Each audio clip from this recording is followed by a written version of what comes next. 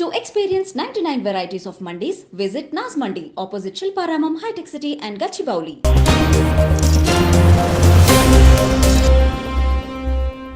I'm always with KCR.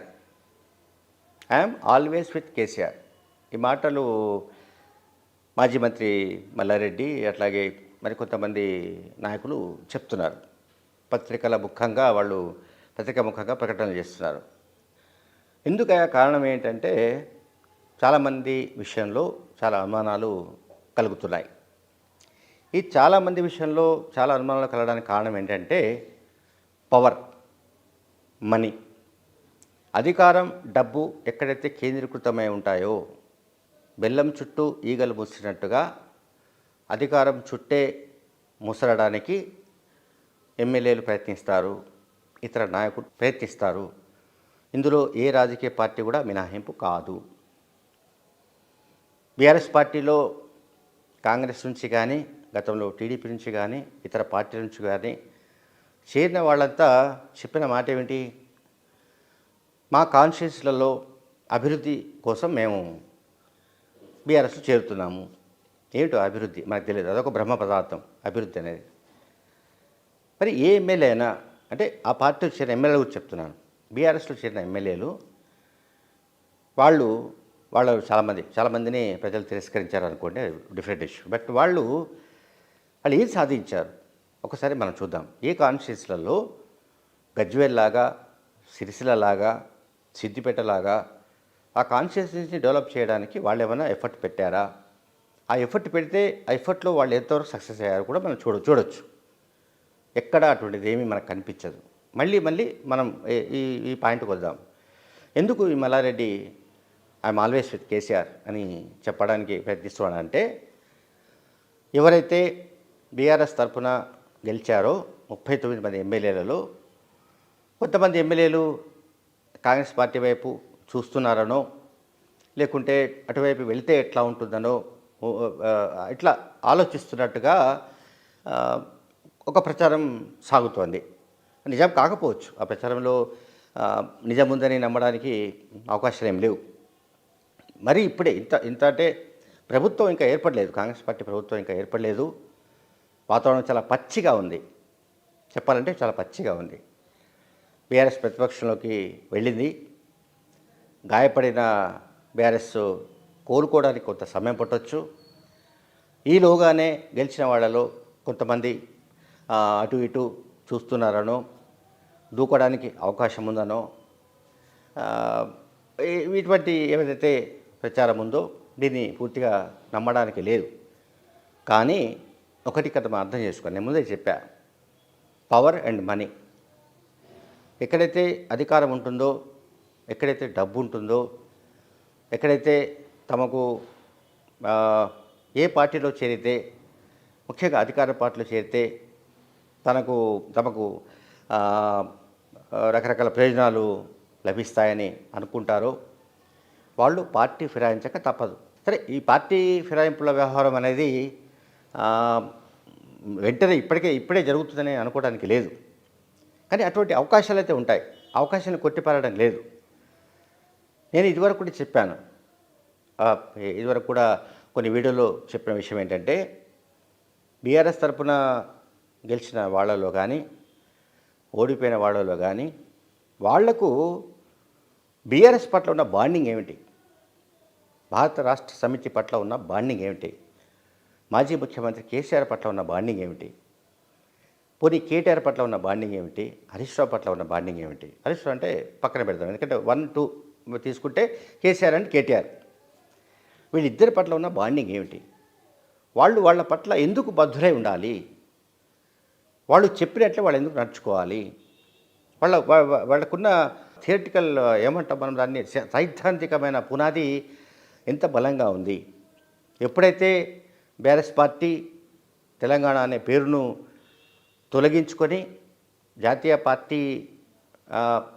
పార్టీగా అవతరిస్తున్నట్టుగా భారత రాష్ట్ర సమితిగా పేరు మార్చారో అక్కడి నుంచే అపశకనం మొదలైంది. అప్పటి నుంచే బ్యాడ్ టైం మొదలైంది. అప్పటి నుంచే బీఆర్ఎస్కు మైనస్ వ్యవహారం మొదలైనట్టుగా కూడా మనం గమనిస్తున్నాం. సరే, నేను బీఆర్ఎస్ అని పేరు పెట్టినా నడుస్తుందనో, లేకుంటే నేను డిఆర్ఎస్ అని పెట్టినా నడుస్తుందనో, లేకుంటే నేను ఇంకేదో పార్టీ పేరు మార్చినా కూడా నడుస్తుందనో కేసీఆర్ ఇంతకాలం అనుకుంటూ వచ్చారు. అందువల్లనే ఈ ఈ పరిణామాలను కూడా మనం చూస్తున్నాం.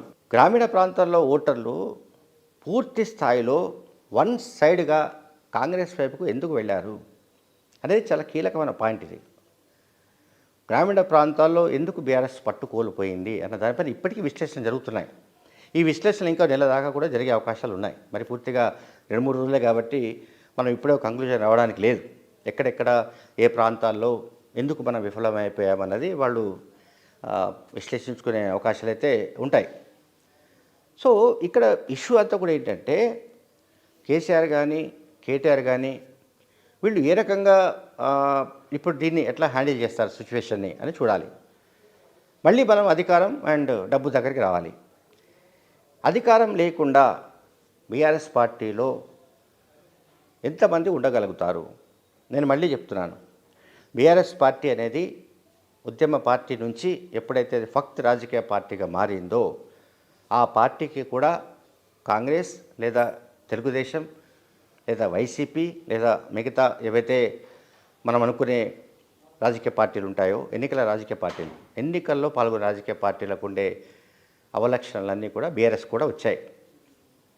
బీఆర్ఎస్ పార్టీకి ఎందుకు వచ్చాయంటే బీఆర్ఎస్ పార్టీలో అవతల వైపు గెలిచిన వాళ్ళను కూడా చేర్చుకొని, అంటే కాంగ్రెస్ తెలుగుదేశం పార్టీ వాళ్ళకు కూడా చేర్చుకొని మంత్రి పదవులు ఇవ్వడం ద్వారా ఆయన తెలంగాణ సమాజానికి ఇచ్చిన మెసేజ్కు తెలంగాణ సమాజం మళ్ళీ ఆయనకు రిటర్న్ గిఫ్ట్ ఇచ్చింది కేసీఆర్కు అని ఖచ్చితంగా చెప్పగలను. మీకు రూరల్ ఓటింగ్ ప్యాటర్న్ అంతా కూడా ఆ విధంగానే కనిపించింది.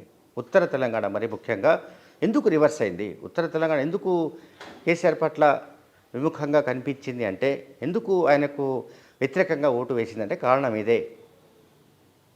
తెలంగాణ సమాజం ఎప్పుడు కూడా గమనిస్తూ ఉంటుంది. కేసీఆర్కు కేటీఆర్కు కూడా లేని చైతన్యం ప్రజలకు ఉంటుంది, ప్రజలకు ఉంది, దాన్ని వాళ్ళు నిరూపించారు. అంతేకాని ప్రజలకు చైతన్య స్థాయి తక్కువనో, ప్రజలు గొర్రెలనో, ప్రజలు ఏమిటి మనమేదో కొన్ని సంక్షేమ కార్యక్రమాలు అమలు చేస్తున్నాం కనుక, ఆసరా పెన్షన్లు ఇస్తున్నాం కనుక, రైతు బంధు ఇస్తున్నాం కనుక, లేదా ఇంకొక బంధు పేరు మీద పథకాలు ఇస్తున్నాం కనుక ఇంకా వాళ్ళు ఎవరు మన జోలికి రారు, మనకంటూ ఒక ఓటు బ్యాంకు స్థిరపడిపోయింది అని అనుకుంటే అంతకంటే భ్రమ ఇంకొకటి లేదు. అంతకంటే ఏమంటాము ఆత్మవంచన మరొకటి లేదు. తమను తామే బీఆర్ఎస్ నాయకులు మోసం చేసుకున్నారు అని చెప్పడానికి కూడా నేను ప్రయత్నిస్తున్నాను ఈ వీడియోలో. ఈ మాట ఎందుకు చెప్తున్నానంటే, మీరు అధికారంలో ఉన్నా లేకపోయినా మేము ప్రజలతోనే ఉంటాము అనే కనెక్టివిటీ, మేము కార్యకర్తలతోనే ఉంటాము అనే కనెక్టివిటీ, దీన్ని ప్రాక్టికల్గా రుజువు చేసుకోలేని కారణంగా ఆ వైఫల్యాల కారణంగానే ఇవాళ ఇంత ఓటమిని వాళ్ళు చవిచూశారు. లేకపోతే ఈ ఓటమి బీఆర్ఎస్కి వచ్చేది కాదు. ఖచ్చితంగా బీఆర్ఎస్కు ఇన్కంబెన్సీ ఓటు వచ్చేది. ప్రో ఇన్కంబెన్సీ అంటాం మనం, anti incumbency, pro incumbency. So incumbent vote రావాలి అని అంటే అసలు ముందు మీకు పార్టీ స్ట్రక్చర్ ఉండాలి. నేను పదే పదే చెప్తూ వస్తున్నాను, టీడీపీకి ఉన్నట్టు, కాంగ్రెస్ పార్టీకి ఉన్నట్టు, లేకుంటే కమ్యూనిస్ట్ పార్టీలకు ఉన్నట్టు తెలంగాణలో బీఆర్ఎస్ పార్టీకి పార్టీ కమిటీలు, అంటే మండల కమిటీలు అనండి, జిల్లా కమిటీలు అనండి, లేదా ఇతరత్ర స్థాయి కమిటీలు అనండి, నియోజకవర్గ స్థాయి కమిటీలు అనండి, వాటికి సంబంధించిన ఫంక్షనింగ్ ఉందా? ఆ కమిటీలు పనిచేస్తున్నాయా? ఆ కమిటీలు ఏ రకంగా పనిచేస్తున్నాయి? వాటికి సంబంధించిన ఏమంటాం మనం, వాటికి సంబంధించిన రివ్యూ జరుగుతోందా? ఏ జిల్లాలో పార్టీ ఎట్లా ఉంది, తమ పార్టీ ఎట్లా ఉంది అని వాళ్ళు ఎప్పుడైనా చెక్ చేసుకున్నారా అంటే ఎక్కడ లేదు.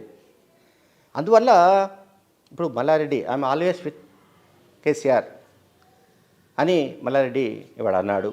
రేపు ఇంకొక గైర్హాజరైన, అంటే ముఖ్యమంత్రి కేసీఆర్ ఎరువుల ఫామ్ హౌస్కు మొన్న ఎలక్షన్స్లో పోటీ చేసి ఓడిన అభ్యర్థులందరినీ కూడా పిలిపించారు. వాళ్ళందరితో గెట్ టుగెదర్ నిర్వహించాడు, వాళ్ళతో మాట్లాడారు. సరే, వాళ్ళు కేసీఆర్ను ఓదార్చారు, కేసీఆర్ వాళ్ళని ఓదార్చారు, లేదా కేసీఆర్కు వాళ్ళు శుభాకాంక్షలు తెలిపారు, కేసీఆర్ వాళ్ళకు శుభాకాంక్షలు తెలిపారు. ఇది పక్కన పెడదాం. బట్ ఇక్కడ జరిగేది ఏమిటంటే అధికారం ఎటు ఉంటే అటువైపు మొగ్గు చూపే రాజకీయ నాయకులు ఉన్నంతకాలం ఎవరు సేఫ్టీ కాదు, ఏ పార్టీ కూడా సేఫ్టీ కాదు. ఇది బీఆర్ఎస్ మినహాయింపు కాదని చెప్తున్నాను, పదే పదే చెప్తుంది. అదే పాయింట్ ఇక్కడ. కాంగ్రెస్ పార్టీ మెజార్టీ స్థానాలు వచ్చి అధికారంలోకి వస్తుంది కనుక కాంగ్రెస్ పార్టీ నుంచి ఎవరు కూడా ఒకళ్ళిద్దరైనా కూడా లాగే అవకాశం లేదు. కాంగ్రెస్ వదిలి వాళ్ళు వెళ్తారని కూడా అనుకోవడానికి లేదు. రూల్డ్ అవుట్ అది. అధికారంలోకి వచ్చిన పార్టీ ఎంతకాలం ఉంటుంది ఏంటి అది డిఫరెంట్ చర్చ. బట్ అధికారంలో ఉన్న పార్టీ నుంచి పార్టీని వదిలి వెళ్ళడానికి ఎవరు సిద్ధపడరు. కానీ అధికారంలో లేని పార్టీ అంటే ప్రతిపక్ష పార్టీగా ఉన్న పార్టీల నుంచి అధికార పార్టీలోకి రావడానికి సంబంధించిన వెసులుబాటు చాలా ఎక్కువ, సౌకర్యం ఎక్కువ.